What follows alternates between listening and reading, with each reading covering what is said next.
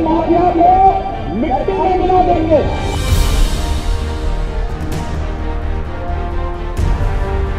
उत्तर प्रदेश के निकाय चुनाव में बीजेपी को मिली बम्पर जीत के बाद योगी आदित्यनाथ के यूपी मॉडल की हर तरफ चर्चा हो रही है। इस यूपी मॉडल की इतनी चर्चा 2019 की लोकसभा चुनाव में नहीं हुई थी, लेकिन 2024 का चुनाव आते आते लोगों की जुबान पर यूपी मॉडल चढ़ गया है। नरेंद्र मोदी के गुजरात मॉडल की तरह ही योगी आदित्यनाथ के यूपी मॉडल की बात हर तरफ होने लगी है, जिसमें सबसे मुख्य बात हिंदुत्व है, लेकिन कानून व्यवस्था इसके केंद्र में है। 2024 का चुनाव बीजेपी ने मोदी के गुजरात मॉडल के नाम पर लड़ा था और अब कहा जा रहा है कि यूपी में 2024 का लोकसभा चुनाव योगी के यूपी मॉडल के नाम पर लड़ा जाएगा।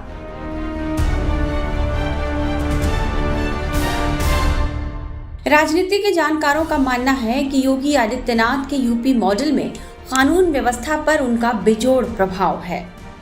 कोई कानून हाथ में ले या कानून का उल्लंघन करे तो उनका बुलडोजर इस पर जोरदार प्रहार करता है। माफियाओं और अपराधियों की अवैध संपत्तियों पर बुलडोजर चलवाकर योगी आदित्यनाथ ने इसे अपनी सरकार का एक सिंबल बना दिया।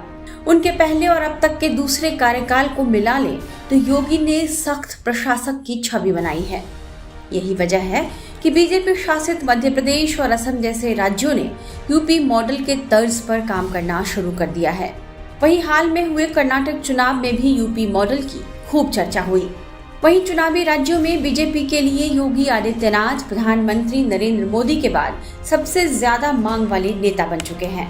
बीजेपी के स्टार प्रचारकों में जब योगी आदित्यनाथ की रैलियां और सभाएं रखी जाती हैं, तो वे चुनाव का रुख ही बदल देते हैं।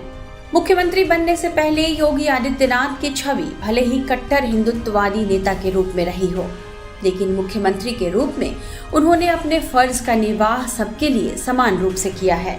उनके फैसले किसी खास धर्म या जाति के लिए नहीं होते। धार्मिक स्थलों से लाउडस्पीकर उतारने का आदेश हुआ तो मंदिर से भी लाउडस्पीकर उतारा गया और मस्जिद से भी। सीएम योगी ने तो सबसे पहले अपने गोरखनाथ मंदिर से ही लाउडस्पीकर उतरवाए। माफियाओं और अपराधियों पर कार्रवाई की बात हुई तो इसमें न धर्म देखा गया और न जाति।